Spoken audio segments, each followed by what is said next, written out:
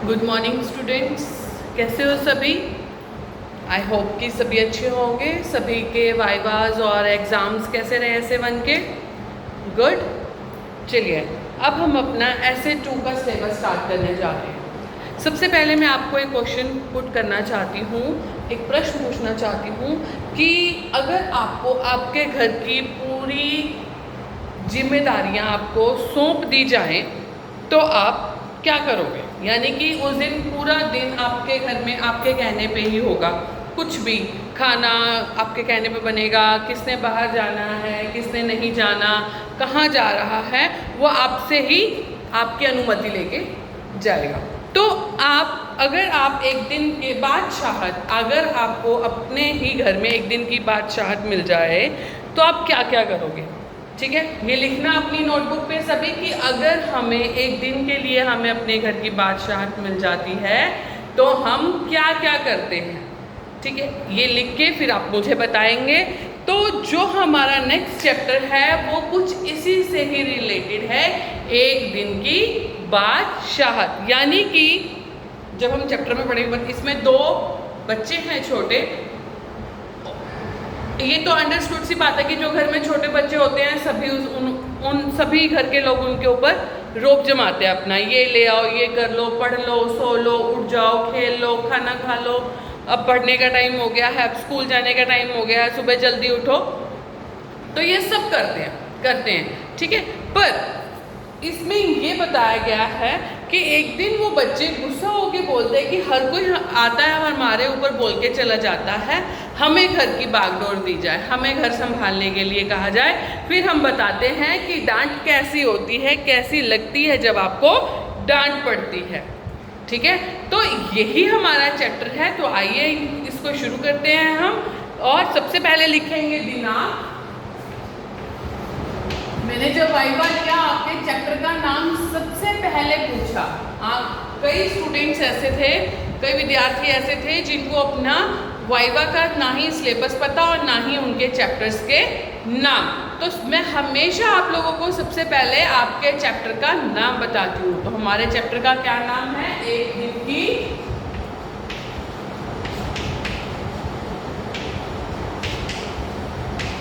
बादशाहत।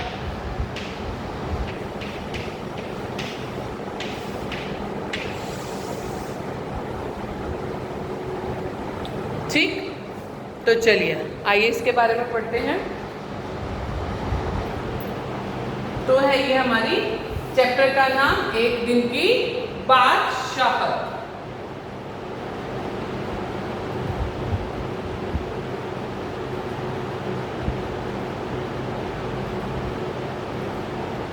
आरिफ, सलीम, चलो फौरन सो जाओ। अम्मी की आवाज उस वक्त आती थी जब वे दोस्तों के साथ बैठे कव्वाली गा रहे होते थे, या फिर सुबह बड़े मजे से आइसक्रीम खाने के सपने देख रहे होते थे कि आपा झिंझोड़ कर जगा देती, जल्दी उठो, स्कूल का वक्त हो गया। दोनों की मुसीबत में जान थी, हर वक्त पाबंदी, हर वक्त तकरार, अपनी मर्जी से चूं भी नहीं कर सकते थे।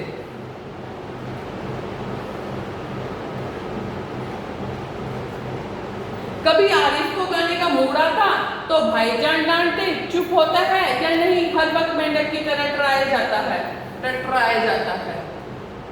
बाहर जाओ तो अम्मी पूछती है, बाहर क्यों गए, अंदर रहते। तो दादी चिल्लाती है, हाय मेरा दिमाग फटा जा रहा है शोर के मारे, अरे रजिया जरा इन बच्चों को बाहर हाँक दे, यानी कि बाहर भेज दे। जैसे बच्चे ना हुए मुर्गी के चूजे हो गए। जब देखो सारा दिन बोलते ही रहते हैं। दोनों घंटों बैठकर इन पाबंदियों से बच निकलने की तरकीबें सोचा करते। उन दोनों ने तो सारे घर की दुश्मनी हो गई, सारे घर से दुश्मनी हो गई।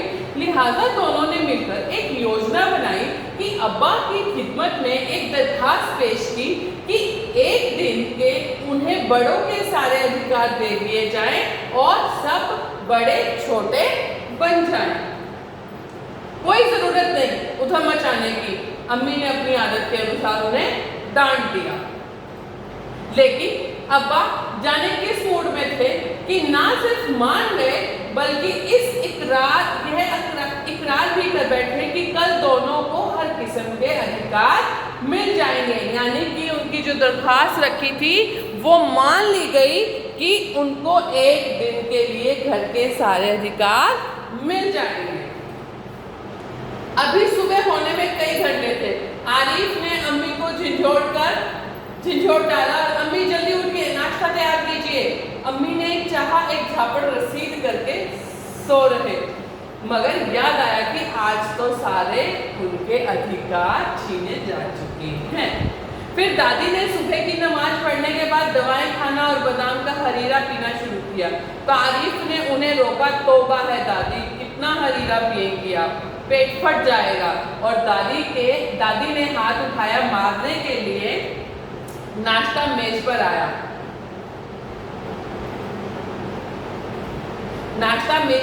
तो आरिफ ने खामसामा से कहा, अंडे और मक्खन वगैरह हमारे सामने रखो, दलिया और दूध बिस्कुट इन सबको दे दो। आपा ने कहर भरी नजरों से उन्हें घूरा, मगर बेबस थी, क्योंकि रोज की तरह आज वह तरमाल अपने लिए नहीं रख सकती थी।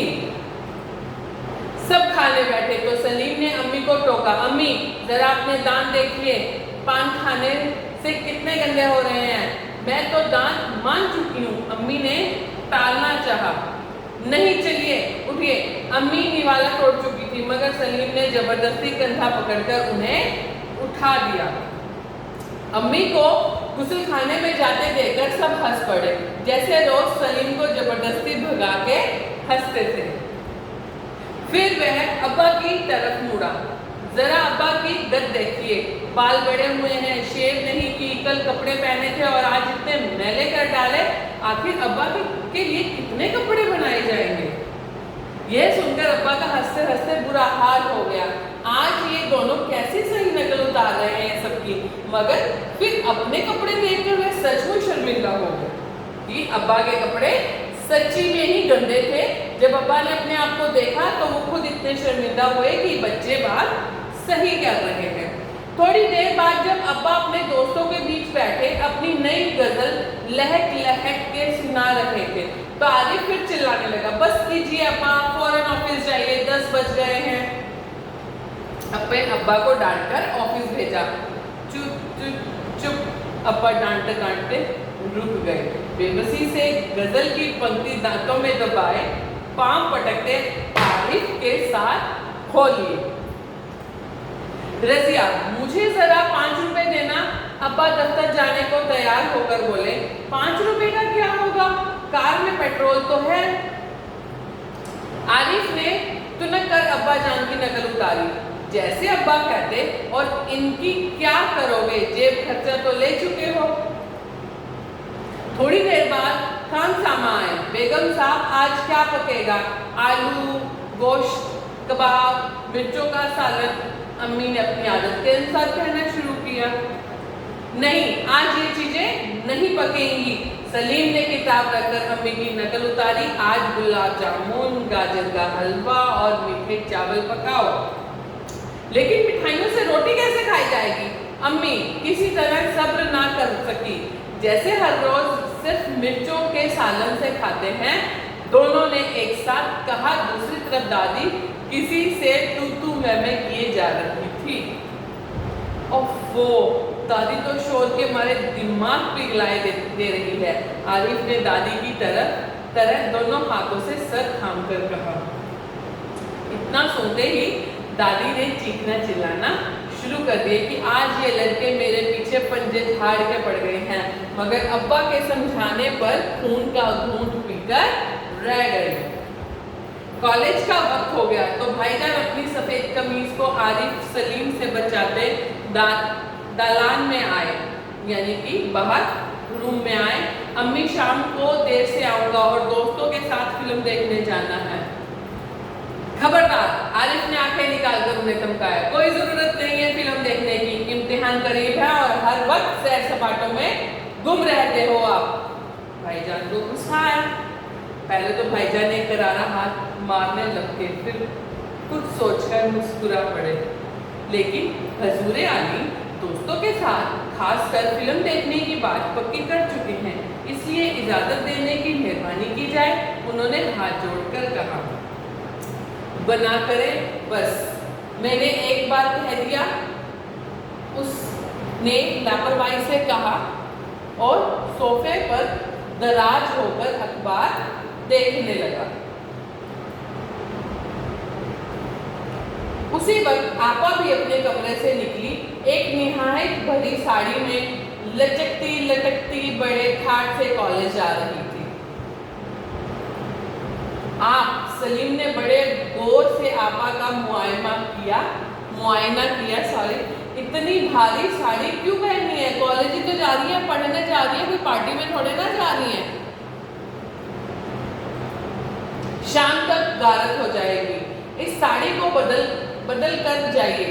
आज वो सफेद बायल की साड़ी पहनना। अच्छा, बहुत दे चुके हो कम। आपा चिढ़ गई। हमारे कॉलेज में आज फंक्शन है। उन्होंने साड़ी की शिकने दुरुस्त की, यानी कि अपनी साड़ी ऐसे पकड़कर दुरुस्त की। हुआ करे मैं क्या कह रहा हूँ, सुना नहीं? अपनी इतनी अच्छी नकल देखकर आपा शर्मिंदा हो गई। बिल्कुल इसी तरह वो आरिफ और सलीम से उनकी मनपसंद कमीज उतरवाकर निहायत बेकार कपड़े पहनने का हुक्म लगाया करती हैं। दूसरी सुबह हुई। सलीम की आंख खुली तो आप नाश्ते की मेज सजाए उन दोनों के उठने का इंतजार कर रही थी। अम्मा खानसामा को हुक्म दे रही थी, हर खाने के साथ एक मीठी चीज जरूर पकाया कर। अंदर आरिफ के गाने के साथ भाईजान मेज का तबला बजा रहे थे और अब्बा सलीम से कह रहे थे, स्कूल जाते वक्त एक चवन्नी जेब में डाल लिया करो, क्या हर्ज है। तो यानी कि इस नाटक में हमें, इस कहानी में हमें ये पता चला कि अगर बच्चों की एक दिन की बादशाहत दी गई थी तो उन बच्चों के लिए आने वाले दिनों के लिए बहुत सारे बदलाव आ गए थे। खाने में उनके लिए मीठी चीज़ बनने लग गई थी। पिताजी अब्बा खुद उनके लिए पैसे देने लगे थे जेब खर्ची के लिए, और उनको सुबह के समय भी बड़े आराम से और प्यार से उठाया जाता था। और उनकी अप्पा जान भी मान गई थी कि उनको भी अच्छे कपड़े पहनने के लिए देने चाहिए या रखने चाहिए। तो एक दिन की बादशाहत ने उन बच्चों की बहुत सी चीज़ें जो ऐसी घर में कई चीज़ों में बदलाव आया।